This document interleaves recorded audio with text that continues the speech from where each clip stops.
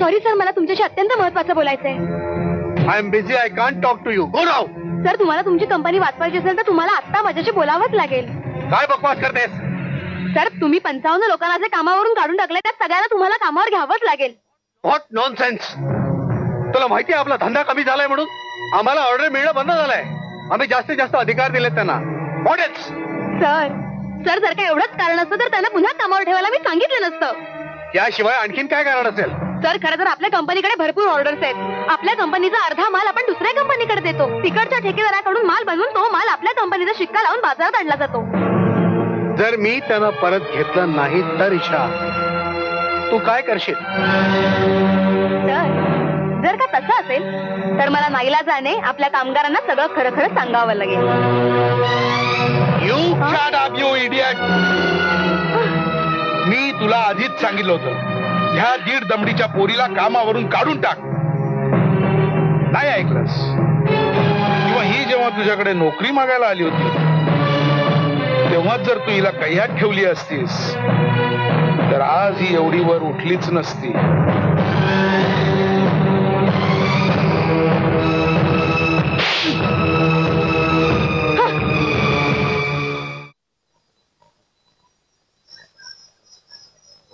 साहेब, मोठ्या मुश्किलीनं फाईल मिळाली आहे साहेब. ही फाईल तर 20 वर्षापूर्वीच बंद झाली आहे. आता हिच्यात काय मिळणार? ते चौघं तर फासावर लटकलेत साहेब. जा चहा घेऊन ये. ठीक आहे साहेब.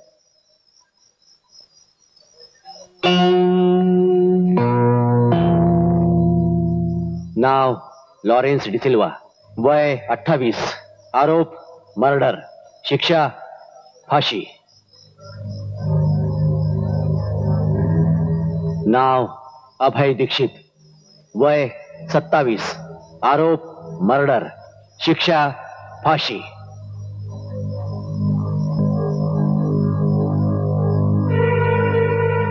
नाव अमर शर्मा, वय 26, आरोप मर्डर, शिक्षा फाशी.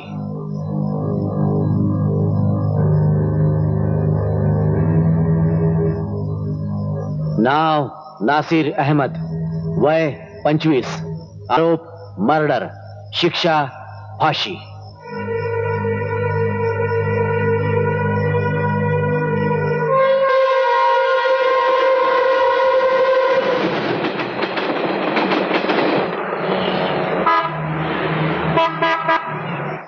जाऊ दे बेकार. यार, या मुलींना एवढं सुंदर का बनवलं देवाने? कारण आपल्यासारख्यांची संख्या वाढेल.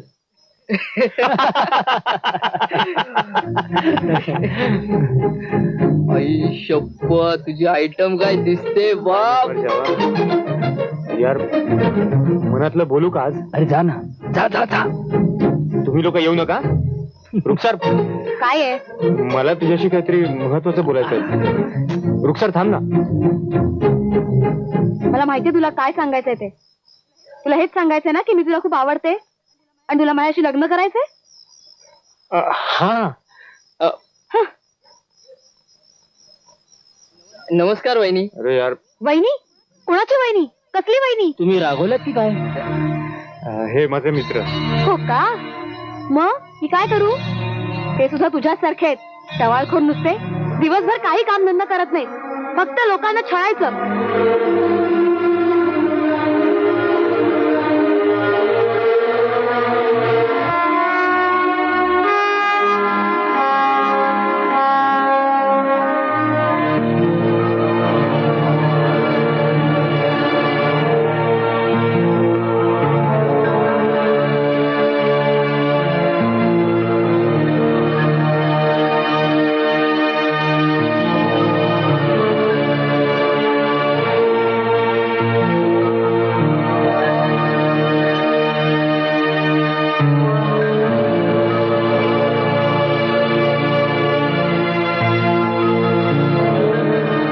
लक्षात ठेवा, पुन्हा माझी वाट अडवायची नाही, कळलं?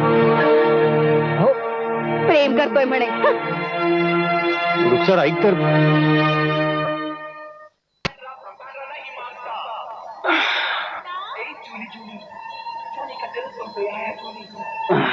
वहिनी चहा. 2च हात दिले देवाने. देते. ओम नमः शिवाय. मालती, याला सांग रात्री जास्त ओव्हरटाईम करत जाऊ नकोस. लवकर घरी येत जा. अरे तुझ्यासाठी किती त्रास सहन करून घ्यायचा आम्ही, हा? अरे आणखी किती दिवस दारू पिऊन तू मुलींची छेडछाड करत राहणार आहेस? एखाद्या म्हाताऱ्या माणसाची भर रस्त्यामध्ये चेष्टा मस्करी करणार आहेस? कुणाला तरी त्याच्याच घरातून घराबाहेर काढून, हा?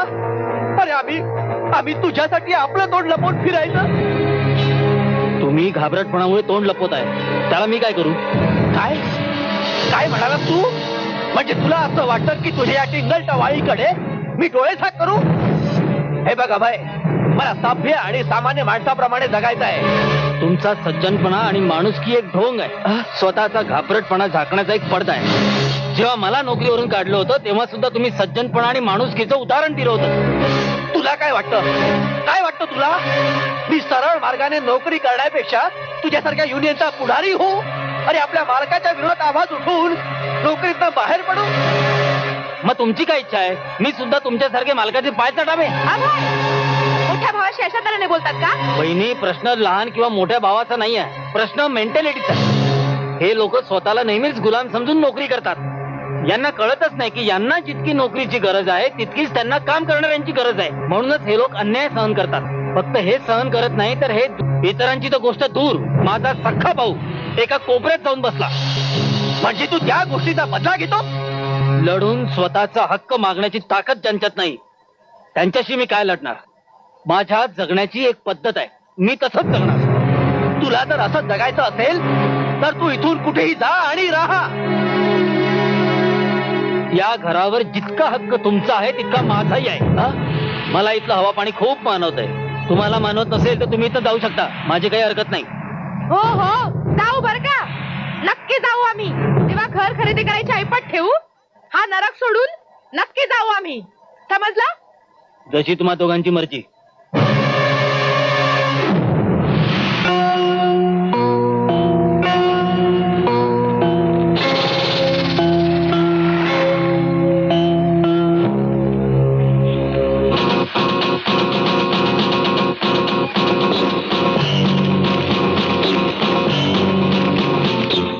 बघ, चहा वगैरे घेतला ना, आता कामाची गोष्ट कर.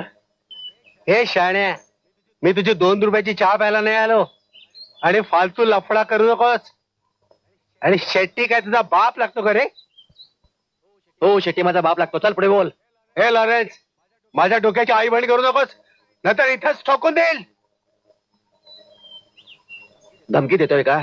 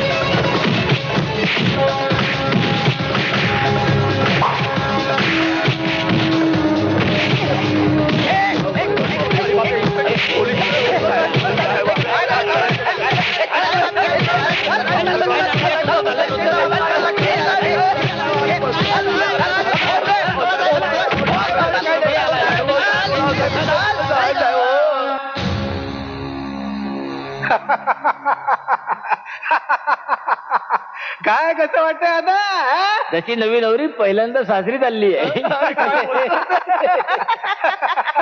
ओ मैं तो भूल चली बाबुल का दे पिया का घर प्यारा लगे हमें तो भूल चली बाबुल का दे पिया का घर प्यारा लगे हमें तो भूल चली बाबुल का दे पिया का घर प्यारा लगे. काय हवालदार साहेब हे चला रे चला निघा, तुमची जामीन झाली आहे निघा.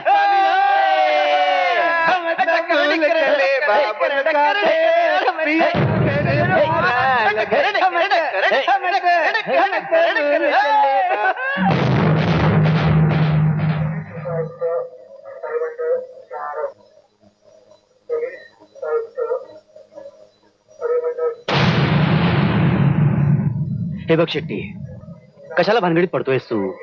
मांडवली करून टाक. तसे ही काही तुझी स्वतःची जागा नाहीये, कब्जा केलेली आहे. आणि 10 लाख रुपये काही मामूली रक्कम नाहीये.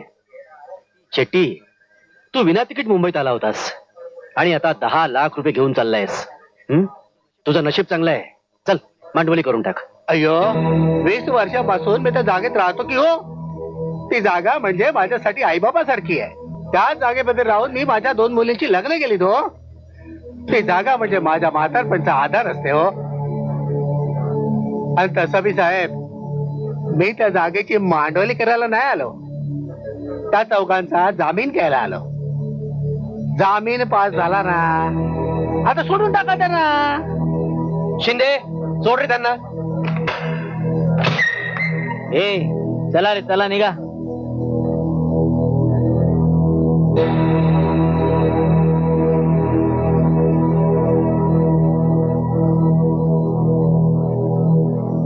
हे बघ शेट्टी, मी तुझ्या चांगल्यासाठी सांगतोय. तू पुन्हा एकदा विचार कर.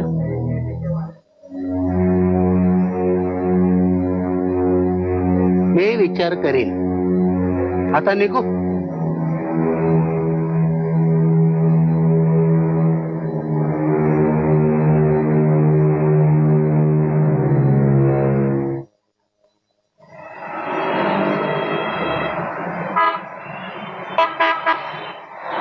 सर इथेच थांबा. जरा जवळ तरी ये. नाही सर असं अरे आज एक काय आहे? एक फक्त अहो, माझं घर येते. चला मी नंतर भेटते तुम्हाला. हो, नंतर छान मोकळ्या गप्पा करूया. आता जाऊ मी. पण एकदा येते हा.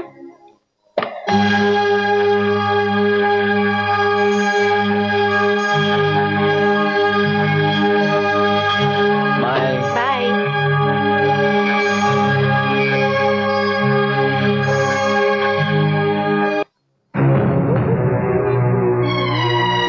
काय तमाशा लावलाय? त्या हरामखोराबरोबर तुझे काय संबंध आहेत? तुला ऑफिस मध्ये काम करण्याचा पगार मिळतो की रात्री ओव्हर टाइम पण करावा लागतो?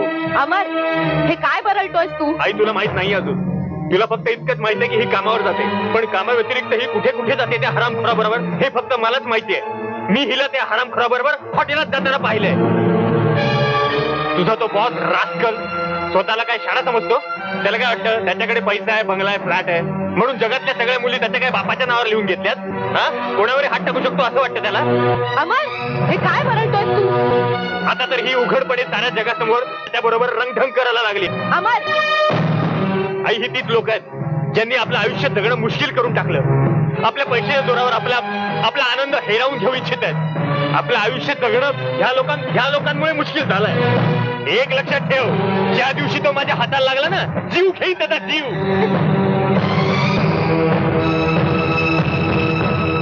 पण तू त्यांना मारू शकणार नाही, कारण तुझे ओरडणं, हे चिडणं एका हरलेल्या माणसाचं रडणं आहे.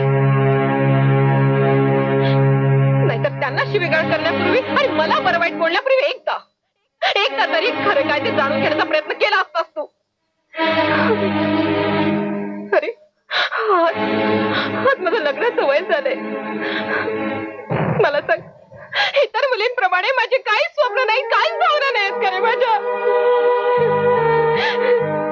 पण माझं काय, स्वतःच्या लग्नाचा विचार सुद्धा करू शकत नाही रे मी तर.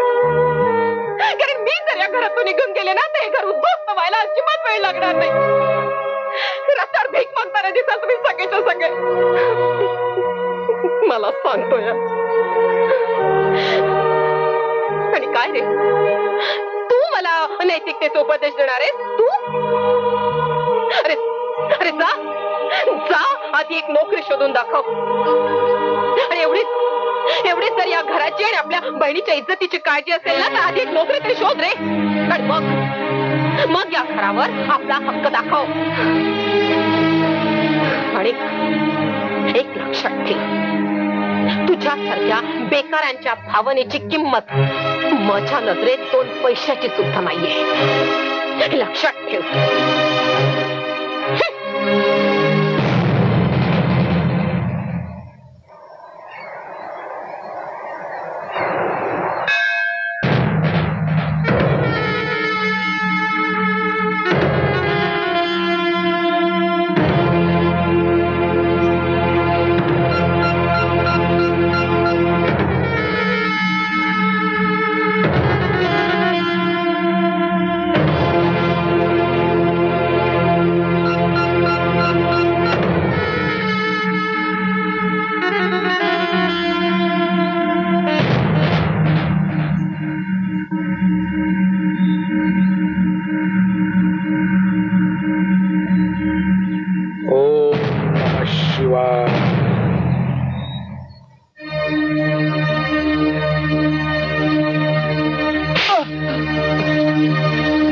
निर्लज्जासारखं माझ्या पुढे उभं राहायची हिंमत कशी झाली तुमची?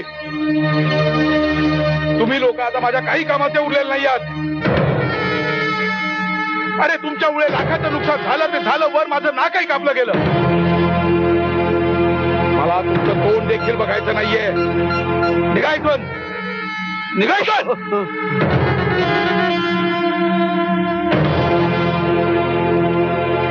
देशमुख. Yes sir. कोण होती ती मुलं? माहित नाही. शोधून काढ त्यांना. होय सर. कामाची वाटतात ती मुलं. त्यांना एक काम सोपून बघा.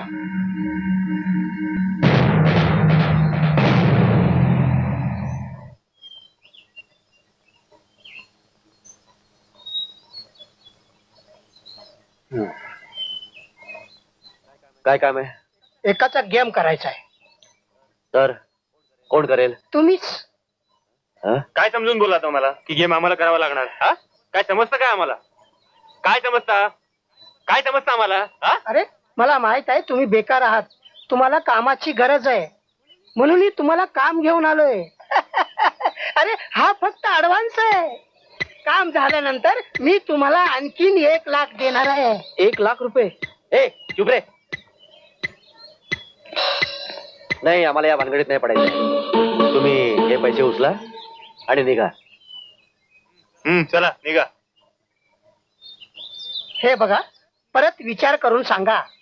तुझ्या लॉरेन्स यार, एक मारीन.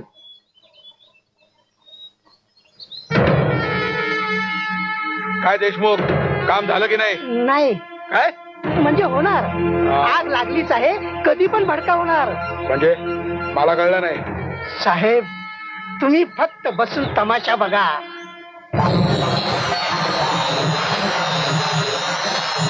तुम्हाला काय वाटतंय मी काही चूक केली आहे? हा चूक केले. चायला चांगले पैसे मिळत होते. काय बिघडवलंय रे आम्ही तुझं? बिघडवलं वगैरे काही नाहीये. आजूबाजूच्या मोहल्ल्यात आमचं इतकं नाव झालंय ना की चांगल्या चांगल्या शहाणा लोकांच्या तंबूत घाबरायला होता. आता सुपारीचं काय करायचं? करायचं काय? आर्या पार. बस आर्या पार. बस. डोंगरीचे मुलं जे करतायत तेच आम्ही करायचं. तर त्यांच्यात आणि आमच्यात काय फरक राहिला? अरे तर फरक पैदा कर ना. साडी पेटीकोट घालून एरियामध्ये फिरूया. कुठे मूल जन्मलंय, कुठे लग्न होतंय, चल बघूया. हे बघ नासिर, एकदा का आम्ही या घाणेरड्या चिखलामध्ये पडलो ना तर निघण्यासाठी संपूर्ण आयुष्य घालवावं लागेल. आणि ही मारधाड आपल्या जीवनाचा उद्देश नाहीये. खूप मोठा डायलॉग मारलास मित्रा, खूप मोठा. जिंदगी, ध्येय. बोल यार, तुझ्या जीवनाचा उद्देश काय आहे? साला गल्लीतला कुत्रा पण विचारत नाही आपल्याला. हे जे शराफाचे कपडे आहेत ना, त्याच्यावरती बेकारीचा चिखल उडालाय. जसेही आहोत आम्ही मस्त आहोत. अरे काय घंटा मस्त आहे. आतून बाहेर आहे ना, आपली हालत आहे ना पटली झाले. 2 वेळेचं जेवायचे वांदे आहेत, जेवायचे. खिशात पैसे पाहिजेत, मग बघ काय ठाट असेल.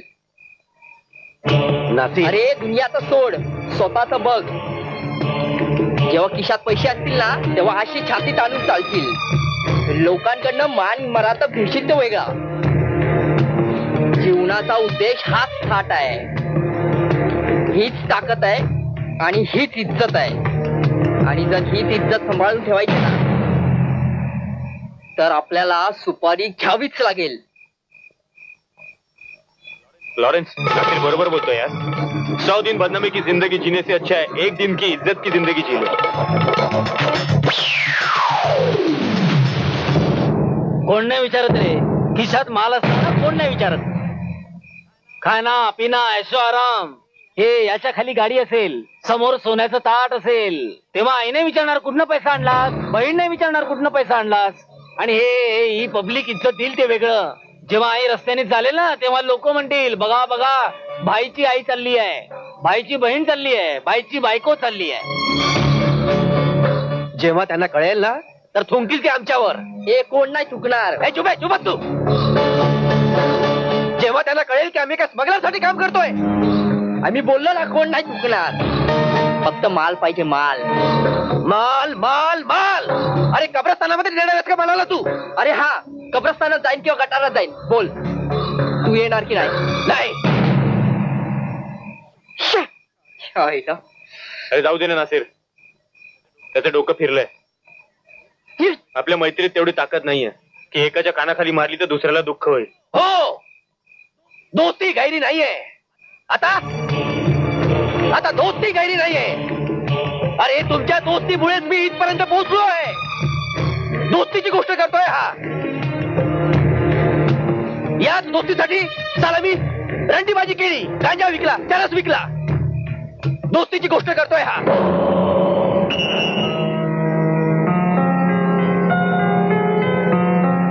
आता केव्हा करायचं काम ते बोल.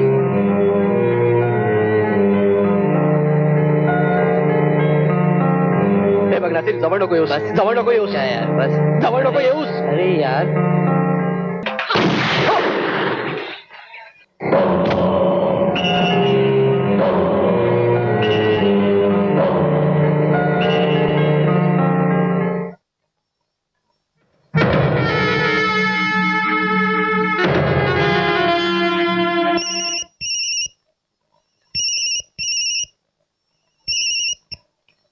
हॅलो.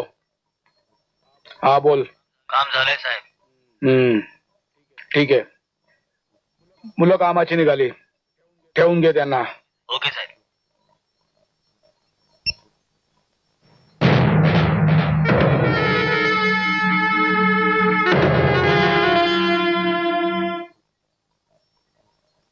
नाव काय तुझं. श्याम शर्मा साहेब. बापाचं नाव सांगायला लाज वाटते का रे. पूर्ण नाव सांगताल. हो हो, श्याम गोपाल शर्मा. श्याम गोपाल शर्मा. डिस्को क्लब मध्ये केव्हापासून काम करतोस. 3 वर्ष. 3 वर्षांपासून. बरं मला हे सांग, त्याचा खून झाला त्याच्याबद्दल तुला काय माहिती. काही नाही साहेब.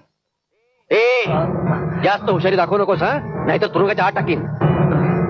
त्याचा खून झाला त्याच्याबद्दल काय माहितीये तुला. सांगतो साहेब. आम्ही त्याला अविनाश भाऊ म्हणून ओळखायचो.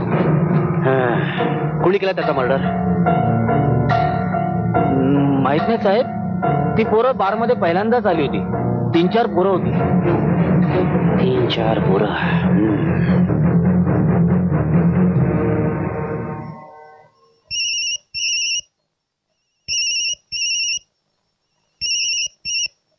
अरे या नंबरवर कशाला फोन केलास. सर बातमीच अशी आहे. काय आलं. सर, अविनाश मर्डर केसची इन्क्वायरी जोरदार चालू आहे. चालू दे ना, मला काय त्याच्याशी. तसं नाही साहेब, तुम्हाला सावध करणं माझं काम होतं म्हणून. हा ठीक आहे ठीक आहे. अरे बघ, पुन्हा या नंबरवर फोन करत जाऊ नकोस, कळलं.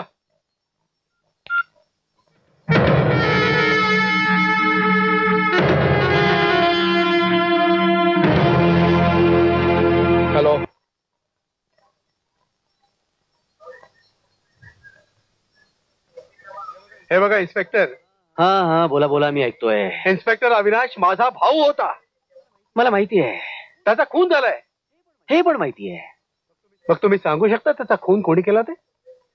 हा हे मात्र मला माहिती नाहीये. जर मी 50,000 रुपये खर्च केलेत तर? इन्स्पेक्टर साहेब माझी फक्त एकच इच्छा आहे. ज्या कोणी माझ्या भावाचा खून केलाय त्याचा तुम्ही एन्काउंटर करा. हा मामुलीची गोष्ट आहे मेहरा साहेब. तुमचं काम होऊन जाईल. बरं मला हे सांगा की तुमच्या भावाची कोणाची दुश्मनी आहे का? नाही. माझा भाऊ अतिशय साधा आणि सरळ माणूस होता. मेहरा साहेब प्रत्येक माणसाला आपला नातेवाईक सरळ साधाच वाटत असतो. हा? बरं मला हे सांगा तुमचा कोणावर संशय आहे का? एकच माणूस असा आहे तो हे सगळं करू शकतो. रुद्र प्रताप. पण तो असं का करेल? कारण त्याला आपला मार्ग मोकळा करायचा होता. म्हणजे रुद्र प्रताप आणि मी कित्येक वर्षापासून एकाच एरियामधून इलेक्शन लढत होतो आणि प्रत्येक वेळेला मीच त्याला मात दिली आहे. पण या वेळेला मी माझ्याऐवजी माझ्या भावाला त्या एरियामधून लढवणार होतो. का? अचानक हा बदल का? कारण मी त्याच विभागातून MLA साठी उभा राहू इच्छितो. पण त्याने तुमच्या भावाला का मारलं? कारण त्याला खात्री होती की कुठल्याही परिस्थितीत मी माझ्या भावाला त्या एरियामधून निवडून आणीन म्हणून. आणि म्हणूनच त्यांनी त्याच्या मार्गातला काटा साफ केला. ठीक आहे मेहरा साहेब तुम्ही काळजी करू नका. लवकरच तुम्हाला गुड न्यूज मिळेल. थँक्यू. वेलकम.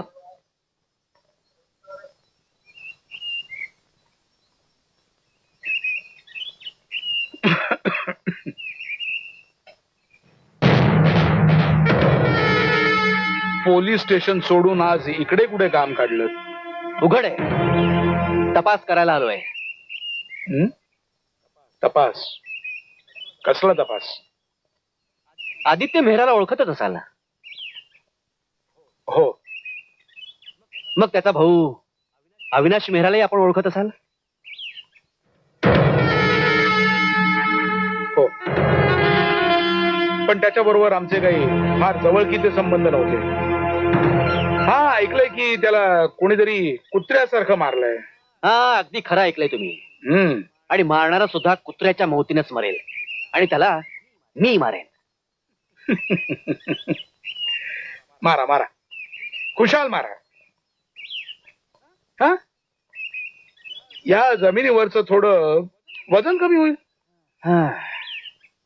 पण मला एक कळत नाहीये तुम्ही हे सगळं मला का सांगताय? यासाठी की आदित्य मेहराचा संशय आपल्यावर आहे. मग? आणि त्यांचं म्हणणं असं आहे की त्यांचा भाऊ अविनाश याच्या खुनामध्ये तुमचा हात आहे म्हणून. बस याची चौकशी करायला आलोय मी.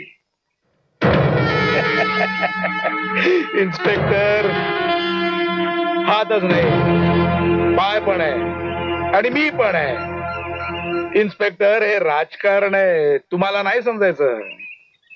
तो मदारी बनून तुम्हाला नाचवतोय माकडासारखं आणि तुम्ही नाचताय त्याच्या तालावर. हा कोण कोणाला नाचवतंय हे तर कळेलच.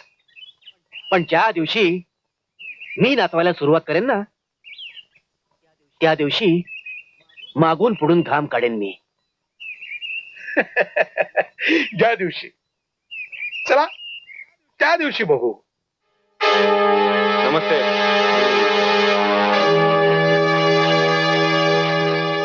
चौघे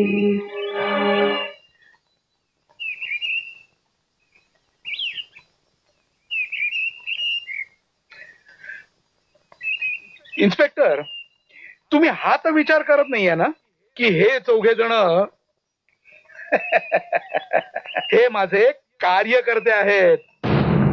नमस्कार. नमस्कार साहेब. नमस्कार. जा.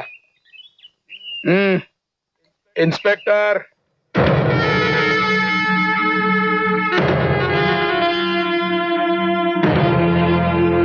पुन्हा जेव्हा इथे या तेव्हा सगळ्या पुराव्यानिशी या. नाहीतर मागून पुढून घाम मी काढीन. जा. हा इन्स्पेक्टर इथे कुठल्या कामासाठी आलेला होता? डिस्को मर्डर केसची इन्क्वायरी करायला आलेला. डिस्को मर्डरची इन्क्वायरी? अरे सोडा ना यार. तुम्ही कशाला काळजी करताय? मी आहे ना तुमच्या बरोबर. अरे तुमच्या केसालाही कोणी धक्का लावणार नाही. ऐ, चल कामाचं बोलूया. एकाला उडवायचंय. पैसे? 2 पेट्या. नाव? आदित्य मेहरा. म्हणजे अविनाश मेहराचा भाऊ. बरोबर ओळखलंस. काम होणार तुमचं. भेटणार कुठे? तो ऑफिसला जाताना एका देवळात जातो. तो रस्ता एकदम निर्मनुष्य आहे. त्या रस्त्यावर अशी एक जागा आहे की त्या ठिकाणी त्याला उडवणं अगदी सोपं आहे. बघ लॉरीचा फोन लागतो. ठीक फोन लागला का? आधी फोन लागला.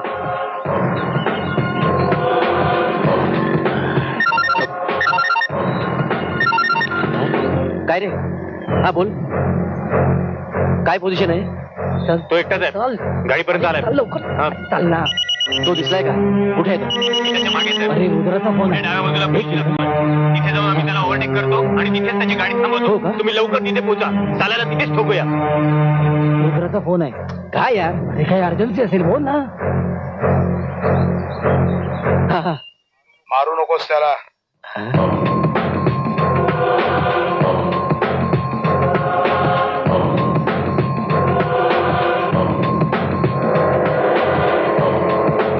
अरे पळव लवकर.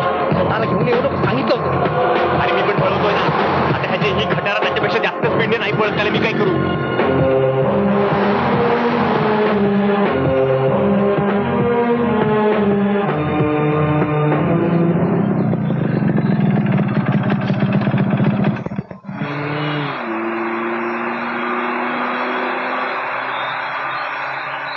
काय झालं? का नाही मारलं त्याला?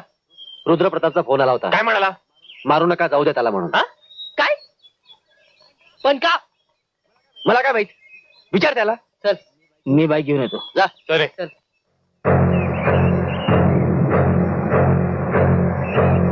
तुम्ही असं का केलं? हे बघ या राजकारणाच्या गोष्टी आहेत. कधी कधी राजकारण खेळावं लागतं. परंतु आम्हाला हे कळायला हवं की तुम्ही असं का केलं. तुमच्यासाठीच आम्ही त्याला मारण्याची एवढी मोठी रिस्क घेतली होती. हे बघ पायरी सांभाळून वागत जा. म्हणजे हे बघ एक गोष्ट लक्षात ठेव. सगळ्या गोष्टी समजावून सांगणं आवश्यक वाटत नाही. आणि तसंही जीवनाच्या वाटेवर छोटे मोठे धोके पत्करावेच लागतात. ते सगळं ठीक आहे हो, पण तुमचा खेळ तर पडद्याच्या मागणच आहे ना. अरे हा तर गारुड्याचा खेळ झाला ना. इथे तुम्ही पुंगी वाजवली आणि आम्ही तिथे नाचत बसलो. ऐ!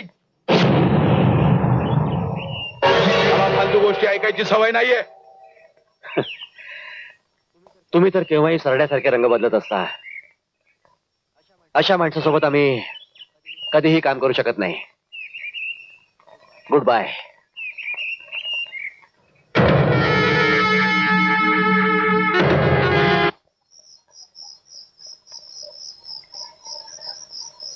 याच्या नानाची टांग याच्या आईला इथेच बसलाय. जयपूरवालीची आठवण आली वाटतं. अरे तुम्हाला एक सांग, भरपूर सुंदर होती काय ती? सांग ना कुठे भेटला रे तू तिला? सांग ना. ए साला या रुद्रप्रतापला आपल्याकडनं काय पाहिजे रे? आधी सांगतो आदित्य मेहराचा गेम करा, नंतर स्वतःच पलटतो. यार या रुद्रप्रतापची दुश्मनी करून आपण चूक तर नाही केली ना? हा माणूस खूप खतरनाक वाटतोय. घाबरावं त्याला लागेल, आपल्याला नाही. अविनाश मेहराला कोणी मारलं, कुणाच्या सांगण्यावरून मारलं, हे सगळं आम्हाला माहिती आहे. हो, पण आपल्या या गोष्टींवर विश्वास कोण ठेवेल?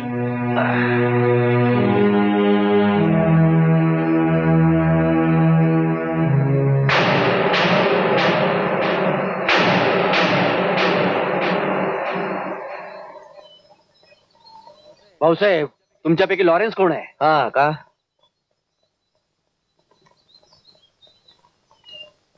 मी एक बिल्डर आहे. ए काम बोल काम. माझा घाटकोपर मध्ये एक प्लॉट आहे ज्यावर गुंडांनी कब्जा केलेला आहे. मग मी त्यांना काही रुपये देणार पण होतो, पण ते जागा खाली करायला तयारच नाहीये. मार्केटची प्राइस मागतायत ते माझ्याकडे. त्या जागेची मार्केट किंमत 2 करोड रुपये आहे. मी त्यांना जे रुपये देणार होतो ते मी तुम्हाला देतो. तुम्ही जागा खाली करून द्या. किती? 2 लाख रुपये. फक्त 2 लाख रुपये. 2 करोडच्या जागेचे फक्त 2 लाख रुपये. खूपच कमी आहे. भाऊसाहेब, मी जाणतो हे काम तुम्ही एका दिवसामध्ये करू शकता. आणि एका दिवसात 2 लाख रुपये माझ्या हिशोबाने ठीक आहे. हे बघा, तुम्ही विचार करून सांगा. मी तुमच्या फोनची वाट बघेन. डील काही वाईट नाही. बस बस, इथेच थांबा.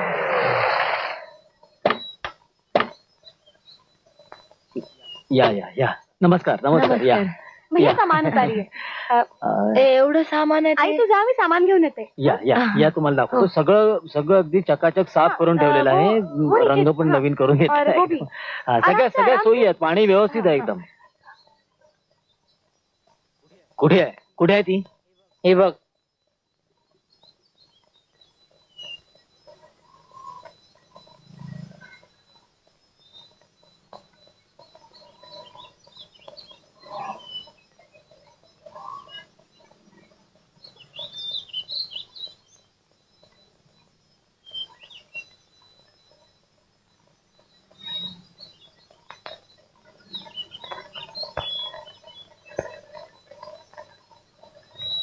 लॉरेन्स, आपले राहण्याचे वांदे झाले रे. आता काय करायचं?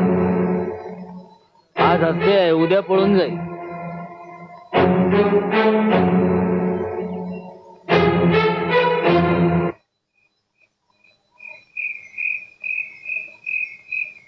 अरे यार, टॉवर केव्हा बनेल? अरे पण तुम्हाला करायचंय काय? आम्ही इथं बसलोय ना. इथे बसलोय आम्ही. अरे पण बसून बसून इथे खायला प्यायला काही पाहिजे ना. सगळं मिळेल बाबा तुम्हाला. इथे सगळं मिळेल. मग कशाला तुम्ही काळजी करताय? कोणी येऊ अर्थवा नाही येऊ. पप्पू कुठे गेलाय रे? कुठे गेलाय पप्पू?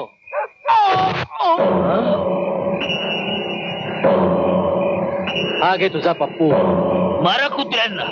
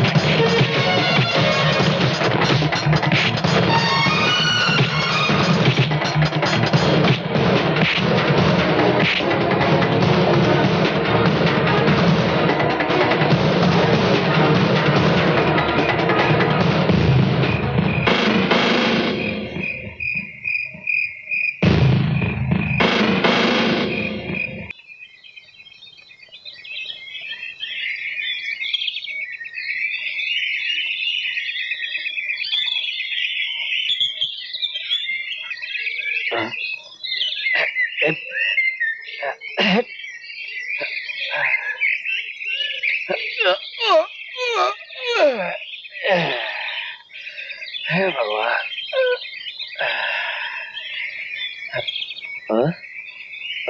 चहा.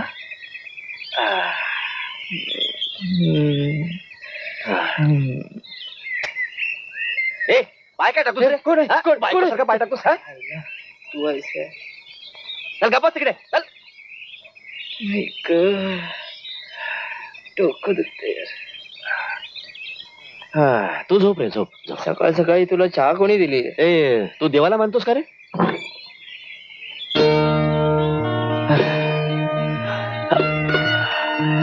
Good morning. कशी झाली झोप? चहा प्या, चहा प्या.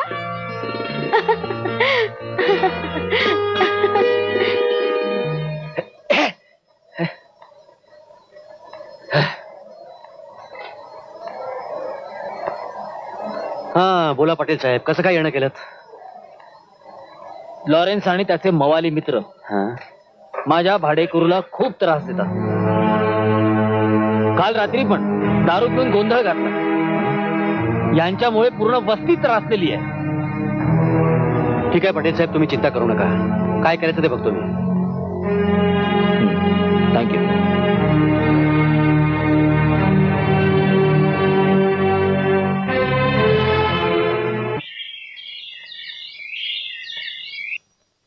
काय वर्मा, कसं काय चाललंय?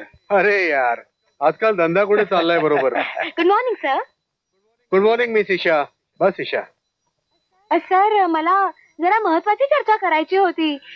अरे डोंट वरी ईशा, हे माझे मित्र आहेत रुद्र प्रताप सिंग आणि ही आहे मिस ईशा, आमची न्यूली अपॉइंटेड लेबर ऑफिसर. हो please. Hello. Hello. Thank you sir. काय म्हणता? सर मला हरसिंग पहारेकरी बद्दल बोलायचं होतं. हरी सिंग? त्याच्याबद्दल काय? त्या नालायकाला जेल झाली होती. पण मला एक सांग, तुला त्या हरिसिंग बद्दल बरीच आपुलकी दिसते. नो सर नो, तसं काहीच नाहीये. पण सर मॅनेजमेंटने हरसिंगच्या बाबतीत जो स्टँड घेतलाय तो चुकीचा आहे. अरे पण मला काय झालंय ते तरी सांगा. अरे it's a very interesting case mister Rudrapratap Singh. अच्छा. आमच्या कंपनीतला एक वॉचमन हरिसिंग, अच्छा. आणि त्याच्या विरुद्ध आमच्याच कंपनीतलं वर्कर रामलालची बायको, काय नाव तिचं? लाली लाली येस सर. येस, लालीच एक दिवस संधी मिळताच हरिसिंगनी लालीची छेड काढण्याचा प्रयत्न केला. ही गोष्ट लालीनी आपला नवरा रामलालला सांगितली. रामलालला खूप राग आला. रामलालनी काही दिवसांनी आपल्या साथीदारांना घेऊन आमच्या कंपनीच्या कंपाऊंड मध्ये हरिसिंगची पिटाई केली. इतकी की त्याचे 2 हात आणि 1 टांग फ्रॅक्चर झाली. बिचारा रामलाल तर जेलमध्ये गेला, पण तो कमीना हरिसिंग या कंपनीच्या विरुद्ध या इंजुरीसाठी कॉम्पन्सेशन मागत होता. I don't think is got any business to claim such compensation. त्याच्या व्यक्तिगत दुश्मनीचा परिणाम आहे. पण मला एक कळत नाहीये, हे कॉम्पेन्सेशन कशासाठी? अरे ही लूट आहे. सर हे चुकीचं आहे. सर खरं तर लाली गुरं चरण्यासाठी आपल्या कंपनीच्या कंपाऊंड मध्ये यायची. हरिसिंगने तिला बऱ्याचदा सांगूनही तिने ते ऐकलं नाही. शेवटी हरिसिंगने तिला धमकी दिली की रामलालची कंप्लेंट मॅनेजमेंट मध्ये करेन. सर आणि हे लालीने रामलालला सांगितलं, आणि हे जेव्हा रामलालला कळलं तेव्हा म्हणजे सर रामलालने हरिसिंगला मारहाण केली सर. आणि हरिसिंगला जेव्हा मारहाण झाली तेव्हा हरिसिंग ड्युटीवर होता, आणि म्हणून सर त्याला आपल्याला कॉम्पेन्सेशन द्यावंच लागेल. एक गोष्ट सांग मला तू ईशा, तू काम कंपनीसाठी करते की कामगारांसाठी? सर पगार तुम्ही देता, परंतु माझं काम तुम्हा दोघांचे संबंध चांगले ठेवण्याचं आहे. काय तू हे नाही समजत की जर कंपनीचं नुकसान झालं तर आमचे आणि तुमचे संबंध चांगले राहतील? सर यातून कंपनीचा फायदाच होणार आहे. तो कसं काय? सर खरं तर सगळ्या कामगारांना माहितीच आहे, पण फक्त मॅनेजमेंटमुळे गप्प आहेत. आणि सर आता जर आपण हरिसिंगला कॉम्पेन्सेशन दिलं नाही तर सगळ्या कामगारांचा मॅनेजमेंट. यार आपण तर तिच्याकडे रागाने बघत होतो, पण तिला आपल्याशी मैत्री करायची असं वाटतंय. काय करायचं आता बोल. एक गोष्ट तर मानावीच लागेल, इतकं वाईट बोलल्यावर सुद्धा तिने आपल्यावर ब्लँकेट टाकलं, प्यायला चहा पण दिला. मला वाटतं आपण त्यांची माफी मागायला हवी. हा बरोबर बोलतोय. पण तू माफी मागेल कोण? तू मागशील? आता काय करायचं? ए चला रे उडा. उडा. आता आम्ही काय केलं? हा हे तर उघड आहे की तुमच्या हातून काही चांगलं सत्कार्य घडलं नसेल. चला तुम्हाला साहेबांनी बोलवलंय. ए यांना घरी गाडी.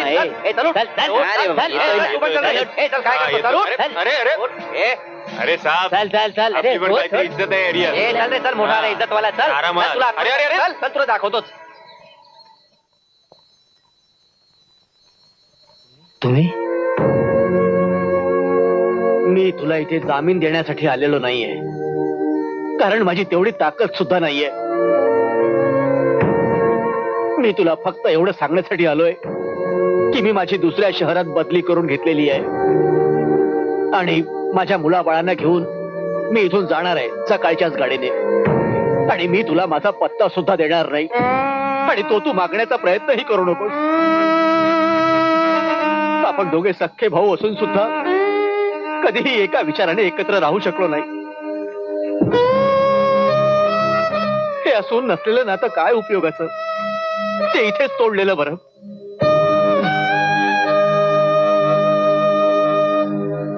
या तुझ्या घराच्या चाव्या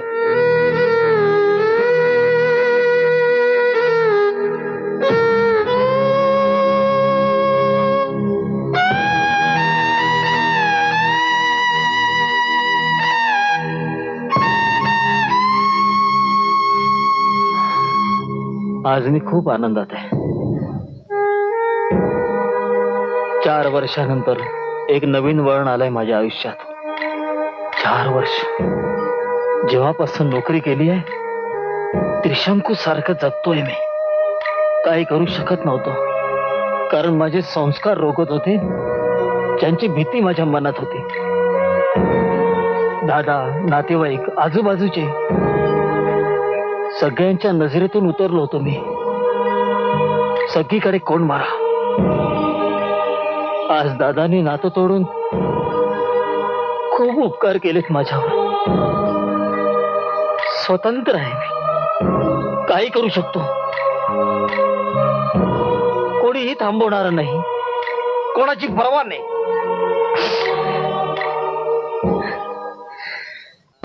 अरे सगळ्यांच्या भेटी झाल्या, बरं वाटलं जरा.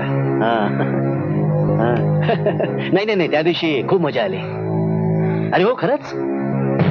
हा, सगळं माहिती आहे. हो, माहिती आहे मला. नाही नाही, सध्या तरी काही विशेष काम नाहीये. चाललंय, रेग्युलर जी काम आहे ती चालली आहे. हा, हो. साहेब, ओ साहेब, साहेब सोडा ना माझ्या मुलाला. अहो त्याने काही नाही केलंय. हो तू एक काम कर ना, मला नंतर येऊन भेट ना. सर सर प्लीज सोडा ना माझ्या भावाला. जरा 1 मिनिट. हा, तू एक काम कर, तू मला नंतर फोन कर प्लीज. सर प्लीज तुम्ही. ओ बाई, तुम्हाला समजत नाही का? 15 मिनिटांपासून माझं डोकं खाताय तुम्ही. सर जरा इज्जतीनं बोला. ए, मोठी आणि इज्जतवाली, तू मला शिकवतेस इज्जत बोलायला? या इन्स्पेक्टर खानला शिकवतेस कुणाशी कसं बोलायचं ते? चला निघा इथून, चला. एवढी चिंता आहे आपल्या मुलाची, तर दुसऱ्याच्या घरासमोर दारू पिऊन नाटक करतो तेव्हा काय नाही थांबवलं त्याला? नाक्यावर उभा राहून लोकांना त्रास देतो तेव्हा काय नाही थांबवलं त्याला? दुसऱ्याच्या आया बहिणीची छेड काढतो तेव्हा काय नाही थांबवलं त्याला? मोठी आली मला इज्जत शिकवायला. पहिले आपल्या भावाला शिकव दुसऱ्यांची इज्जत करायला. चला निघा इथून, चला चला.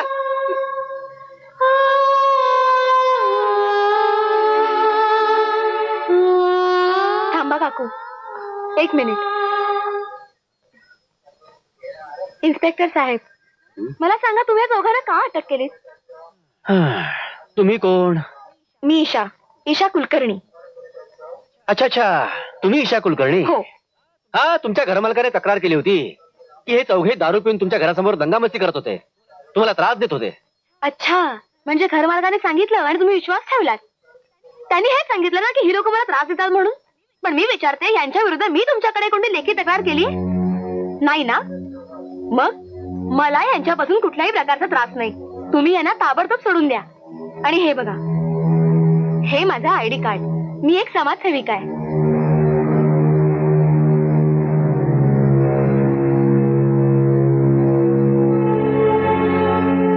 शिंदे, सोड रे त्यांना. Thank you thank you. चला. थँक्यू.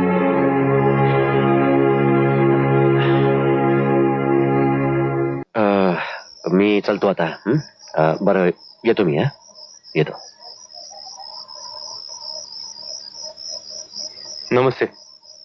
नमस्ते. नमस्कार. नमस्कार.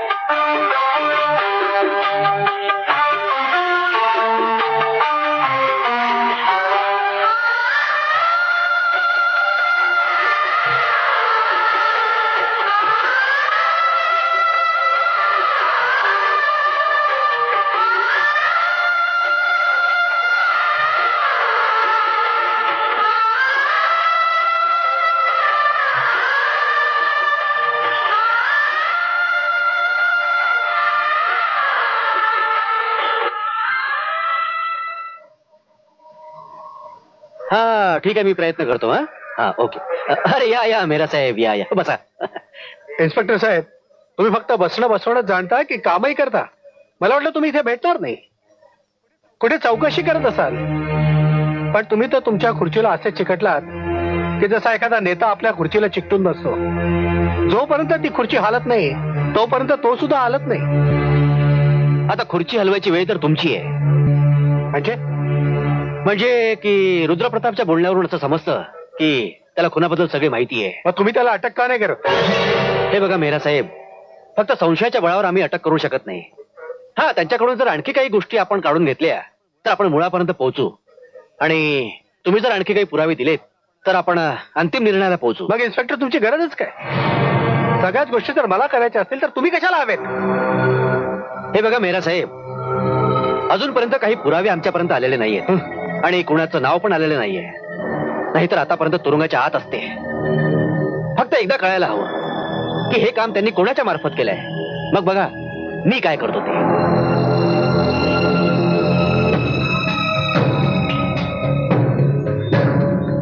साहेब एकदम अस्वस्थ दिसताय. सगळे धंदे चौपट झाले, करोडोचं नुकसान झालं आणि म्हणे अस्वस्थ दिसतायत. अरे जेव्हापासून तो लॉरेन्स आणि त्याचे मित्र आपल्याला सोडून गेलेत ना, तेव्हापासून एक काही चांगला मुलगा नाही आपल्याकडे कामाला. जा, काय वाटेल ते करा, पण त्या चौघांना घेऊन या आपल्याकडे. साहेब ते आता पुन्हा येणार नाहीत. अरे पण काय येणार नाहीत? त्यांच्या वस्तीमध्ये ईशा कुलकर्णी नावाची मुलगी राहायला आली. समाजसेविका आहे आणि त्या 4 जणांना सुधारण्याचा प्रयत्न करते. छोटी मोठी कामं पण मिळवून देते. रुद्रप्रताप,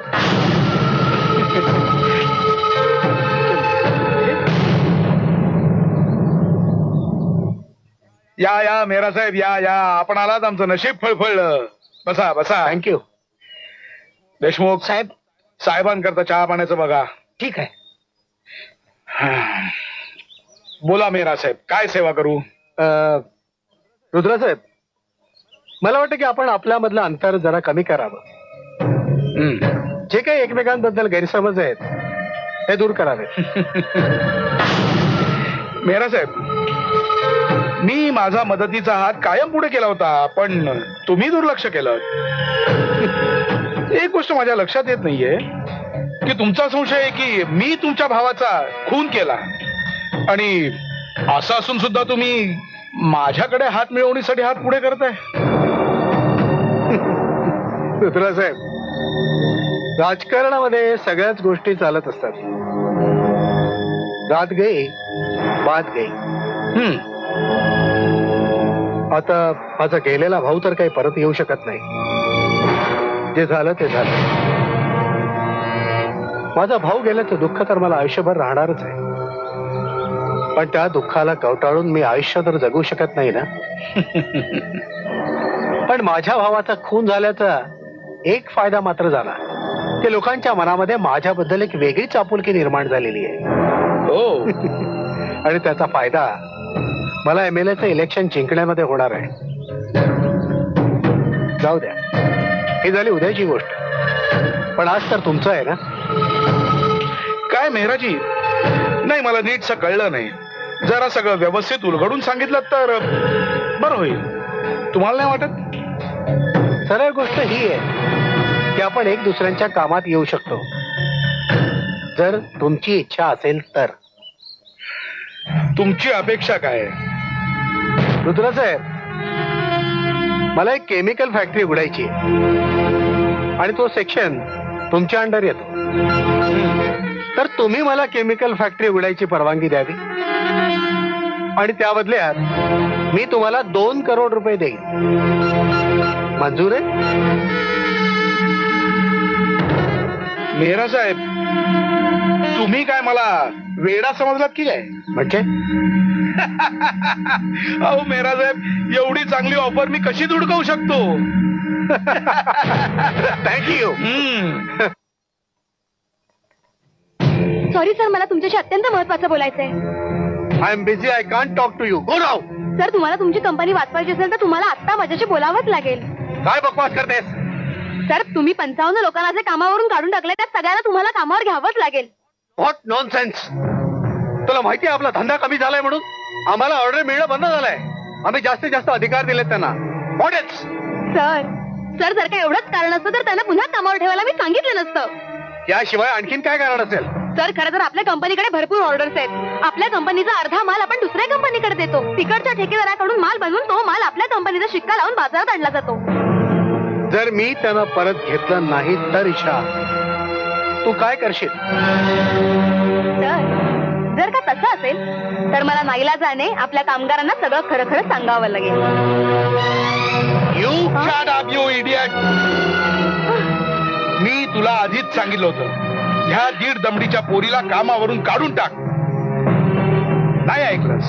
किंवा ही जेव्हा तुझ्याकडे नोकरी मागायला आली होती तेव्हा जर तू हिला कह्यात ठेवली असतीस तर आज ही एवढी वर उठलीच नसती.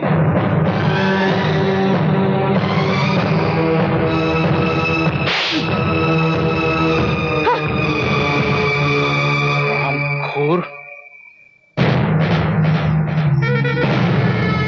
आहा.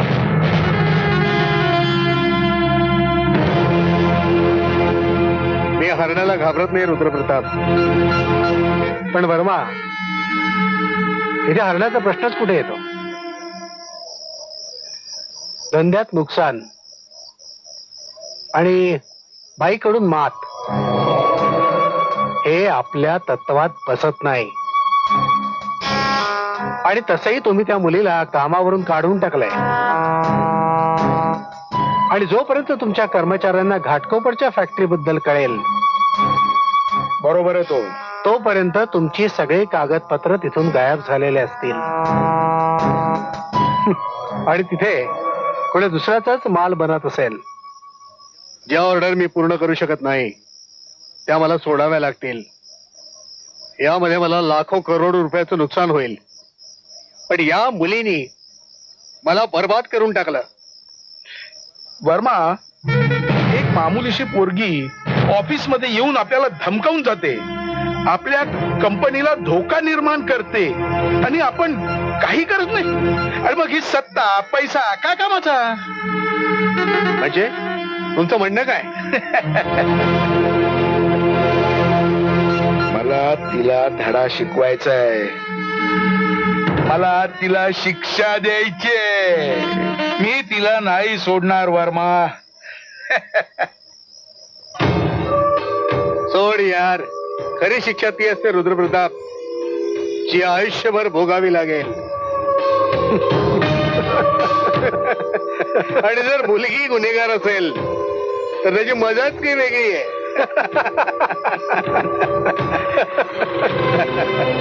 वर्मा, पाहिजे तर रात्रभर विचार करू. ठीक आहे.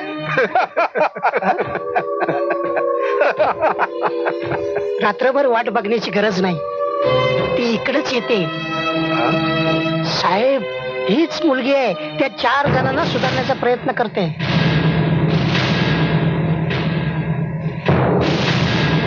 बघा कशी आले.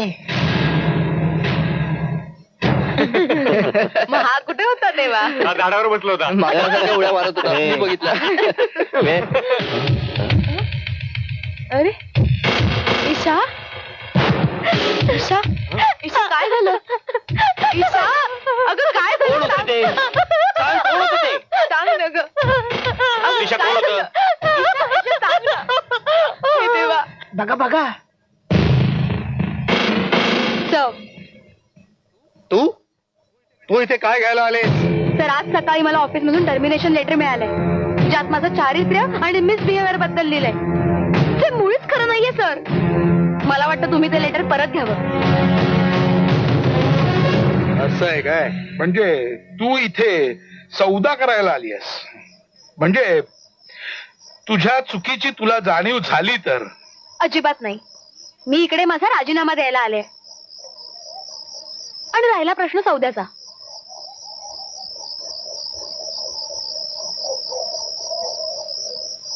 जर तुम्ही त्या 55 कामगारांना परत कामावर ठेवणार असाल तर मला युनियनला काहीच सांगावं लागणार नाही. मी ही गोष्ट माझ्यात आणि मॅनेजमेंट मध्येच ठेवीन. अच्छा, पण तू इथून गेल्यानंतर कोणाला काही सांगायच्या लायकीचीच राहणार नाहीस. आमच्याशी गद्दारी केल्याचा परिणाम तुला आज कळेल. भाग. सर त्याला सोडा मला. गालावर थप्पड मारली होतीस ना, सर सोडा ज्या इज्जतीच्या जोरावर तू आपलं तोंड चालवत होतीस ना, त्याच तोंडानं तू आता इज्जतीची भीक मागशील. काय वेळा करशील तू? सर चल. सोडा मला सर.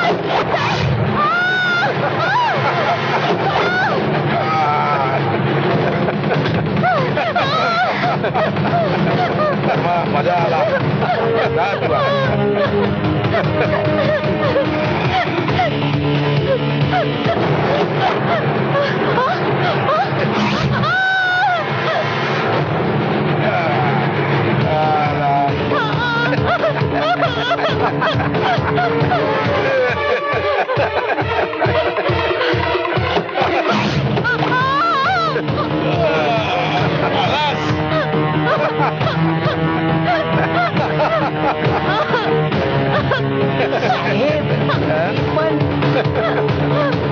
जा तू पण जा.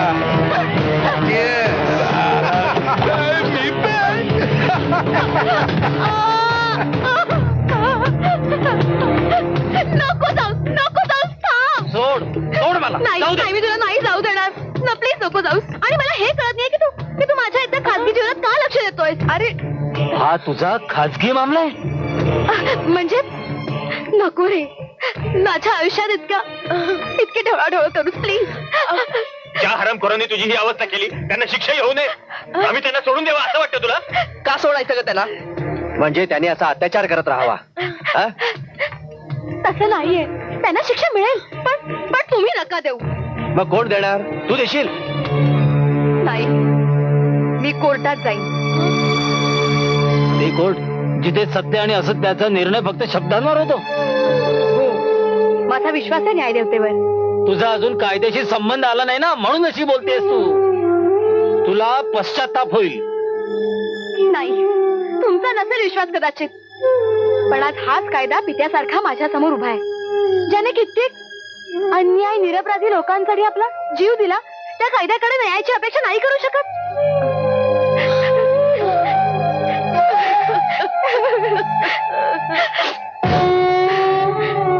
बलात्कार साबित करणे फारच कठीण असतं. त्यामुळेच अपराधी सबळ पुराव्याअभावी सुटून जातात. तर मग आम्ही काय करायला पाहिजे?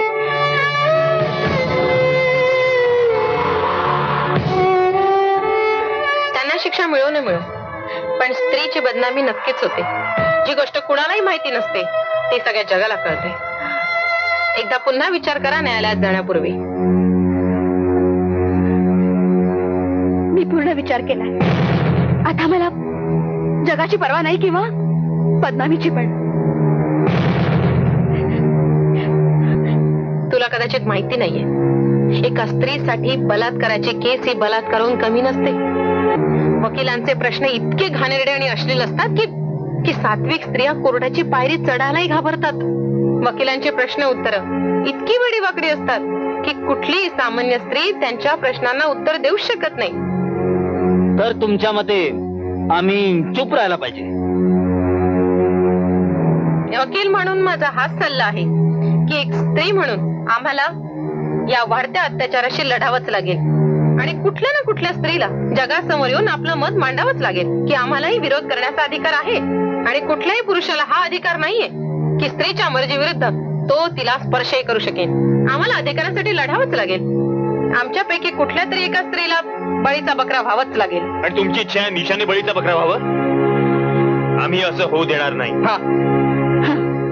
आज जरी माझं आयुष्य उद्ध्वस्त झालं, उद्या आणखी कोणाचं तरी करतील आणि बदनामीच्या भीतीमुळे आपण गप्प बसायचं नाही. मी असं होऊ देणार नाही. मी त्यांना तुरुंगात पाठवल्याशिवाय गप्प बसणार नाही.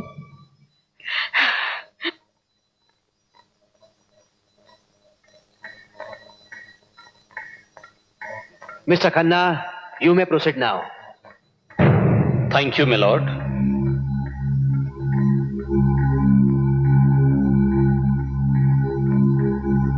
मिस ईशा देवी, कोर्टाची पायरी चढण्यापूर्वी तुम्हाला बदनामीची भीती वाटली नाही? नाही, या लोकांना त्यांच्या पापाची शिक्षा मिळायलाच हवी. मला वाटतं तुम्ही आणि तुमच्या विद्वान वकील साहेबा कोर्टाच्या आधी स्वतःच शिक्षा द्यायला आतुर झालात, जेलमध्ये पाठवू इच्छितात. मिलॉर्ड, मिस्टर वर्मांच्या कंपनीमध्ये ईशा देवीचा बेमूरवर तडफोडपणा भयंकर वाढला होता. कंपनीच्या कुठल्याही डायरेक्टरांच्या केबिन मध्ये ती विना परवानगी सरळ घुसायची आणि तिथे अत्यंत बेजबाबदारपणे वागायची. And height of the situation, 4 एप्रिलच्या दिवशी मिस्टर वर्माजींच्या केबिन मध्ये मिस ईशा देवी बिना परवानगी घुसली. तिथे कुठल्या तरी क्षुल्लक कारणावरून वर्माजींचे मित्र रुद्रप्रताप सिंग यांच्या थोबाडीत तिने मारली. And that was the height of her misbehaviour. Mister वर्माजीने तिला तात्काळ नोकरीवरून काढून टाकलं. तेव्हा मिस्टर वर्मांना शोधत शोधत ती सरळ त्यांच्या फार्म हाऊसवर पोचली. तिथे वर्माजींनी परत कामावर घ्यावं म्हणून त्यांच्या हातापाया पडायला लागली. मिस्टर वर्माजींनी तिला साफ नकार दिला, कारण त्यांना त्यांच्या कंपनीची शिस्त सांभाळायची होती. जेव्हा ईशा देवींच्या हे लक्षात आलं की मिस्टर वर्माजी असं आपलं ऐकत नाहीये, त्यावेळी तिने त्यांना बदनाम करायची धमकी दिली. मिस्टर वर्माजींनी तिला तात्काळ तिथून निघून जायला सांगितलं. त्यावेळी माझ्या सर्व अशिलांना धमक्या देत ती तिथून निघून गेली. पुढे काय झालं हे माहित नाही, पण 6 एप्रिलच्या दिवशी सकाळी पोलिसांकडून कळालं की ईशा देवींनी माझ्या सर्व अशिलांवर बलात्काराचे आरोप लावलेले आहेत. मिस्टर वर्माजी, तुम्ही पहिल्यांदा मिस ईशा देवीला कधी भेटलात? जेव्हा ती माझ्या ऑफिसमध्ये इंटरव्ह्यू द्यायला आली होती. अच्छा. आणि मी तिचं सिलेक्शन केलं होतं. कुठल्या पोस्टसाठी? लेबर ऑफिसरसाठी. म्हणजे दररोज ही शेकडो लोकांना भेटत असणार. होय, तिचं कामच तसं होतं. तिला लोकांना भेटण्यामध्ये खूप आनंद मिळत असे. ती फार ब्रॉड माइंडेड होती, म्हणूनच मी तिला लेबर ऑफिसर म्हणून घेतलं. अच्छा, म्हणजे रोज ती ओळखीच्या अनोळखी अशा शेकडो लोकांना भेटत असणार, त्यांच्याशी हसून बोलत असणार. तुम्हाला म्हणायचं काय आहे? हेच की यांचा पेशाच असा आहे की त्यांना रोज शेकडो माणसांना भेटावं लागतं. ऑब्जेक्शन मिलॉर्ड, यांच्या व्यवसायाचा या केसशी काही संबंध नाही. संबंध आहे मिलॉर्ड. बलात्काराच्या केसमध्ये स्त्रीचा पेशा आणि तिचं चालचलन याचा खूप मोठा संबंध असतो आणि ते जाणून घेणं खूप महत्वाचं आहे. बलात्कार झालाही आहे, पण एक भारतीय नारी भरलेल्या कोर्टात येऊन या बलात्काराच्या चर्चेचं चरबीत चरवण करत नाही. ती लाजेनं आपला जीव देईल. पण मिस ईशा देवींच्या चेहऱ्याकडे बघा. लाज, पश्चाताप याचा लवलेशही त्यांच्या चेहऱ्यावर दिसत नाहीये. या अशा स्त्रिया म्हणजे नारी जातीला कलंक आहेत. आईच्या नात्याला काळीमा फासणारे आहेत, बहिणीच्या नात्याला कलंक फासणारे आहेत, मुलीच्या नात्याला कलंक फासणारे आहेत. I object your honour. I also object the same existence of such women in our society, my lord. अशा स्त्रियांना समाजात राहण्याचा काही एक अधिकार नाहीये, ज्या सगळं करून सवरून वर इज्जतदार आणि देवी बनू इच्छितात. मिलॉर्ड, बलात्कार करणारा आपल्या घरी किंवा फार्म हाऊसवर एखाद्या मुलीला बोलवत नाही किंवा एखादा पुरावाही मागे सोडत नाही, कारण आपण उद्या त्यात फसू म्हणून. मिलॉर्ड, मी न्यायालयाला विनंती करतो की अशा स्त्रीला जास्तीत जास्त कठोर शासन व्हावं आणि माझ्या अशिलांना बा इज्जत निर्दोष सोडून द्यावं. That's all your honour. Mrs Gupta, you may proceed now. Your honour, वकील साहेबांच्या नजरेत एक इज्जतदार भारतीय नारी तीच आहे जी यांचे अत्याचार सहन करूनही गप्प राहते. कुठलीच कंप्लेंट करत नाही. त्यांच्या नजरेत देवी तीच आहे जी न्यायालयाचा फास गळ्यात बांधून घुसमटून मरून जाते, एक अश्रूही ढाळत नाही. देव न करो उद्या जर कुणी वकील साहेबाच्या बहिणीची अब्रू लुटली तर आय ऑब्जेक्ट युअर ऑनर. तेव्हा तुम्ही काय करणार? त्या बिचारीचं तोंड बंद करणार? तिला न्यायालयाचा दार ठोठावायला नाही लावणार? I strongly object your honour. Objection sustain. No personal remark please. Your honour, या जगात दररोज कुठल्या ना कुठल्या स्त्रीवर अत्याचार केला जातो. तिचं तोंड बंद केलं जातं, तिची इज्जत तुटली जाते. कुणाची आई, कुणाची बहीण आणि कुणाची मुलगी या हैवानांच्या वासनेची शिकार होते, पण शर्मेनं आपलं तोंड बंदच ठेवते. आणि आज त्या सर्वांच्या वतीनं एका स्त्रीनं न्यायालयाचं दार ठोठवलंय. आणि आज जर यांना शिक्षा नाही झाली तर गल्लीपुरात ही हैवानं स्त्रियांची शिकार करत सुटतील आणि आई बहिणींचं रस्त्याने चालणंही कठीण होईल. मिलॉर्ड, अशी माणसं तर आपण देशात रोज बघत असतो. आहे का कुठला पुरावा की माझ्या अशिलांनी मिस ईशा देवीवर जबरदस्ती किंवा बलात्कार केला? आहे कोणी असा साक्षीदार की ज्यांनी पाहिलंय की मिस ईशावर बलात्कार होतोय म्हणून? युअर ऑनर, मी वकील साहेबांना सांगू इच्छिते की बलात्काराच्या वेळी तिथे ना पोलीस असतात, ना कायदा असतो आणि ना कुठलाही सज्जन साक्षीदार असतो. जर यापैकी कुणी उपस्थित असतं तर बलात्कार झालाच नसता. जज साहेब, मला काही सांगायचंय. परवानगी आहे? परवानगी आहे तुम्हाला. जज साहेब, आज मला तुमच्या कायद्याला एक प्रश्न विचारायचा आहे. जर एखाद्या सत्याला कुठला पुरावा नसेल, कुठला साक्षीदार नसेल, तर ते सत्य सत्य नसेलच. आज जर मी सिद्ध करू शकले ना की जगात देव आहे, तर तुमचा कायदा असं म्हणेल की जगात देवच नाही. न्यायाचा पाया भावनांवर नसून पुराव्यांवर उभारला आहे. देवाचा संबंध भावनेशी आहे, हृदयाशी आहे, विश्वासावर आहे. आमचा विश्वास काहीही असो, मन काहीही म्हणो, पण न्यायालयाच्या दृष्टीने प्रत्येक व्यक्ती निरपराध आहे जोपर्यंत त्याचा गुन्हा सिद्ध होत नाही.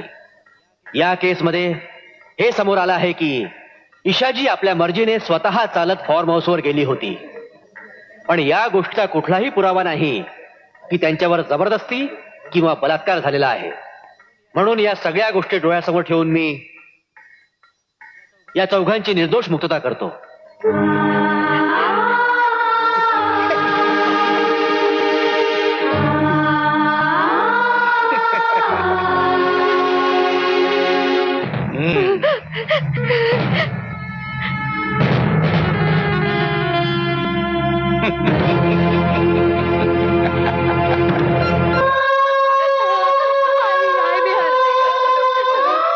तुम्ही सगळे जिंकलात. जा तुम्ही सगळे, तुम्ही निघून जा. मी तुम्हाला काहीच बोलू शकत नाही. आई, मी आईच ठरलंय ग. आई, मी ठरलंय ग. आई, शांतो ग, सगळं ठीक होईल.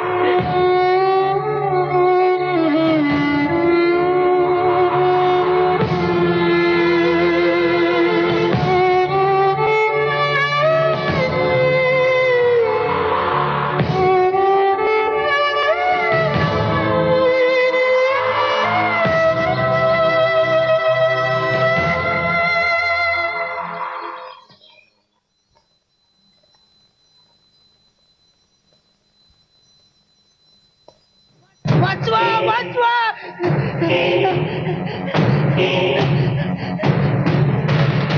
मला वाचवा, वाचवा मला.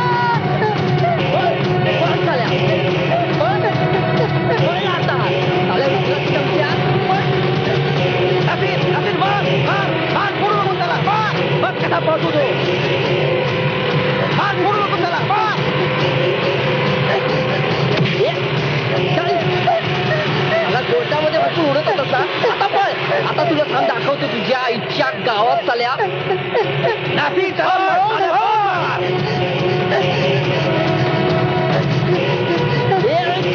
पळ, अजून पळ.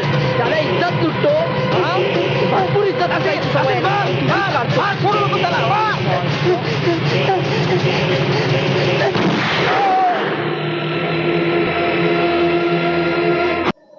हे बघ मेहरा, हे बघ माझ्या टेंडरचं काय झालंय? हे बघ, माझं काम झालं तरच तुला कमिशन मिळेल, लक्षात ठेव. हे बघ, मी तुझं पुन्हा ऐकणार नाही. हे बघ, माझं नाव वर्मा आहे, लक्षात ठेव. आता पुन्हा तुझं मी ऐकणार नाही. ओके. हे!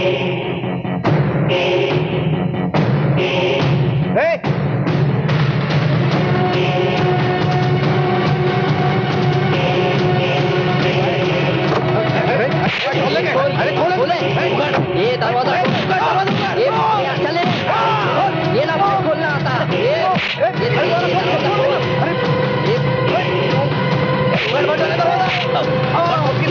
दुसऱ्यांच्या आया बहिणींना आपला बापाचा नाव समजतो.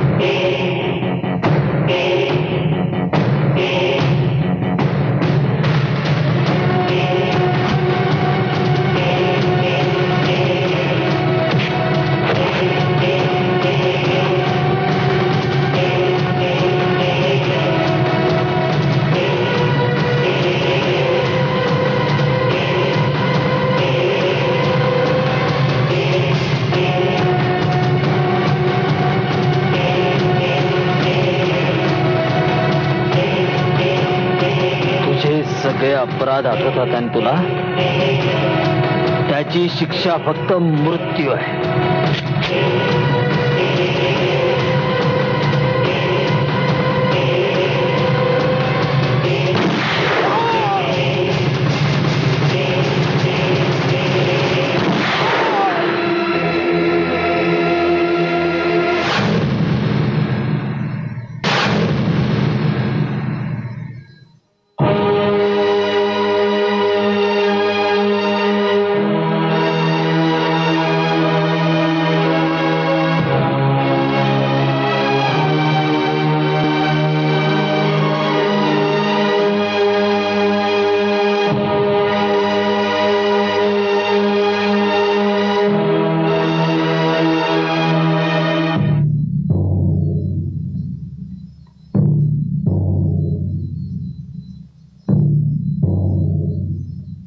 माय लॉर्ड, ज्या गुन्ह्यासाठी आम्हा सगळ्यांना या कटघऱ्यामध्ये उभं केलेलं आहे